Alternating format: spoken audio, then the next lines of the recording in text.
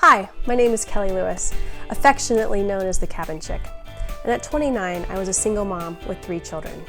I built a tiny house and along the way created a blueprint for others and started a movement.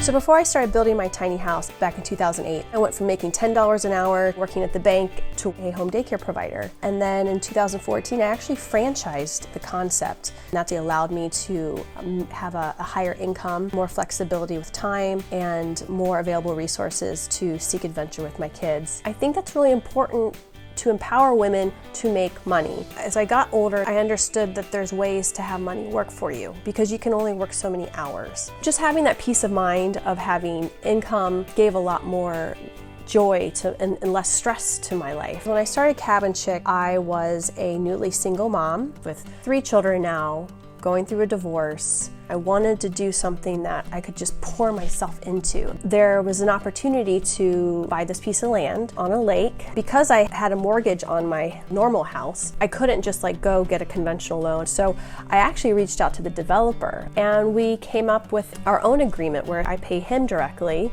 And for me, I wanted to own that land. Real estate, I found really interesting and really powerful to have that money work for you. I called the city to see, what are my limitations, what I could build up to 200 square feet, so my cabin's actually 192 square feet with a loft. And it's right on the water. I remember my tax return was just around $5,000 that year, and that is what I used to start building my tiny house. I would say all in, I'm talking about finishings, electric, generator, wood trim, bedding, even furnishing it. I'm about 30 grand in. There's no mortgage, there's not any debt associated with it. And I did it all with cash over a span of 5-6 years. I would spend tax returns or just putting $500 a month into it throughout the time.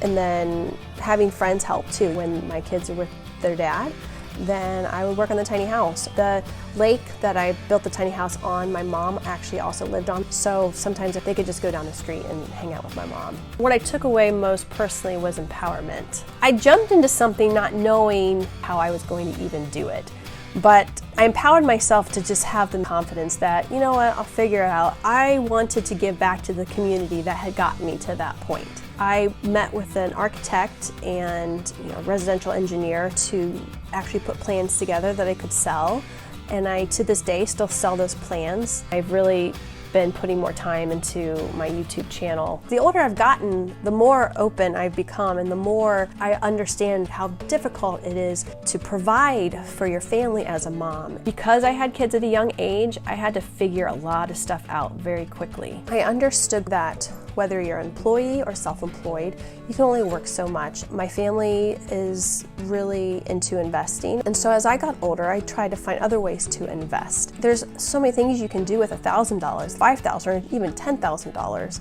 I feel like I get more done now than I ever did when I didn't have kids. I don't use motherhood as an excuse.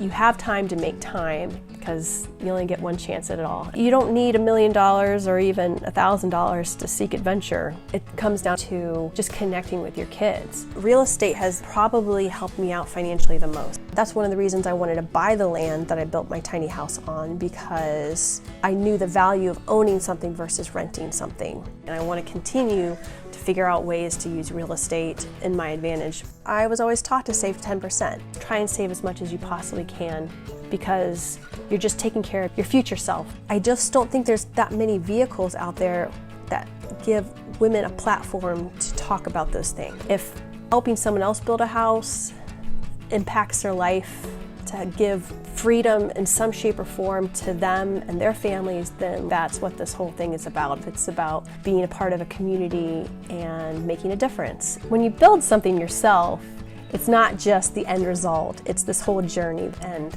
that's really what I will always take away from our little tiny house.